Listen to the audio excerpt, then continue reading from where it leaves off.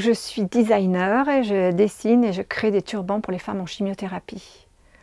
Donc avec des tissus qui sont hypoallergéniques et adaptables à la température du corps, de façon à ce qu'ils puissent se porter sur la peau nue. Qu'ils soient féminins, tout simplement beaux, avec aucune connotation ni religieuse, ni sortie de douche, enfin quelque chose qui puisse aller avec les vêtements, même haute couture, bien dans sa vie de tous les jours. Voilà, féminin, coloré ou traditionnel, enfin bon, pour tous les styles, pour couvrir toutes les têtes.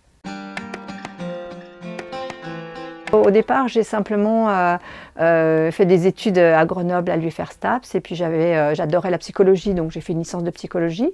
Et puis je me suis retrouvée dans l'industrie pharmaceutique, où le côté médical, pour moi, avait vraiment un grand intérêt. Mais j'aimais aussi travailler de mes mains, et puis dans la famille, on a ma grand-mère qui est une très grande couturière, et qui nous a appris vraiment à se servir des tissus, des restes. Enfin bon, elle était capable avec vraiment un sac poubelle d'habiller une princesse. Et puis moi j'avais envie de d'allier à la fois le côté psychologique et le côté couture, design. Donc c'est Annie Davray à l'époque qui était la plus grande perruquière française qui m'a donné l'opportunité de travailler chez elle. C'était tout à fait intéressant vraiment d'avoir cette expérience des gens en chimiothérapie et de leurs attentes. Parce qu'en fait, la perruque, c'est le côté social de la femme en chimiothérapie. Elle aime mettre ses cheveux parce qu'en société, ça ne se voit pas. Elle peut aller chez son boulanger, chez son boucher, sans être obligée d'expliquer qu'elle est en traitement de chimiothérapie, qu'elle a perdu ses cheveux.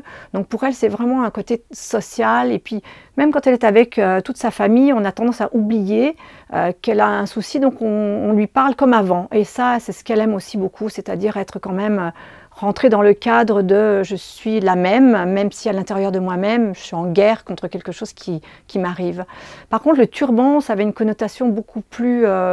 bon, c'est moche. Moi, je voyais tout le temps les femmes, quand elles venaient, elles me disaient « Ah non, je veux pas de turban, c'est moche, ça fait sortie de douche, c'est plat sur la tête. On dirait Alice Sapritch, ou on dirait les femmes dans l'ancien temps, où ça fait religieuse. Donc là, il fallait casser ce côté-là parce que finalement, le turban, il est très agréable, très confortable et c'est comme une pantoufle de la tête. Alors, il a fallu trouver des idées pour qu'elle l'adopte et puis qu'elle soit bien avec.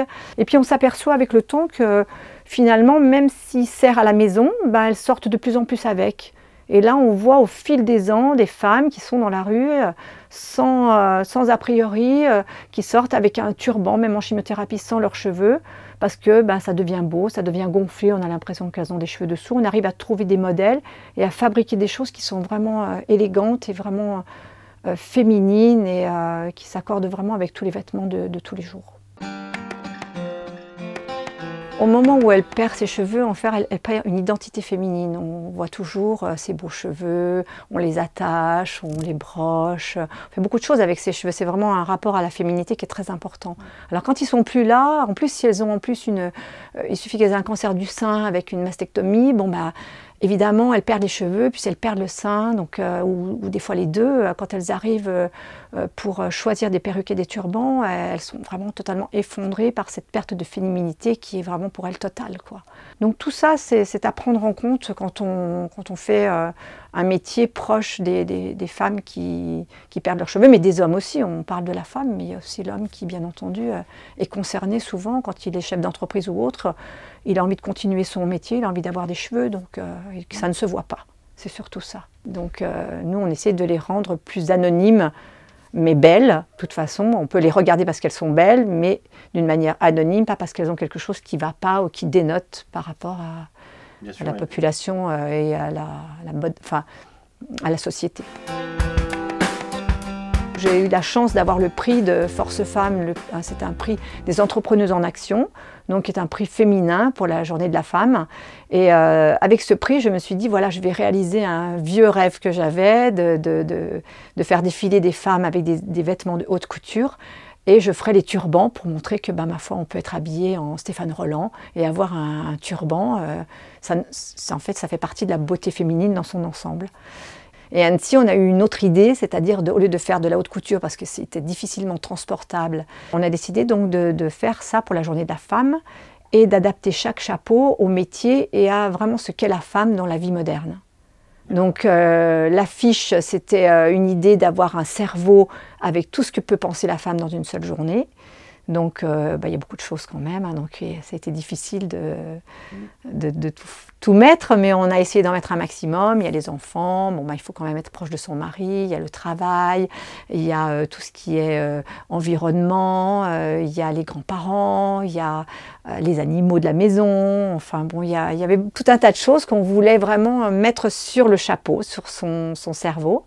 Et puis tous les chapeaux des métiers de la femme aujourd'hui, donc une banquière, une nounou, une fleuriste, une musicienne, une architecte. Donc on avait décidé de faire des chapeaux pour tous les corps de métier avec des femmes qui défileraient avec leurs chapeaux et qui font le métier du chapeau. Voilà. Et de vendre ensuite les chapeaux aux enchères pour donner donc la participation au comité de dépistage du cancer du sein de la Haute-Savoie.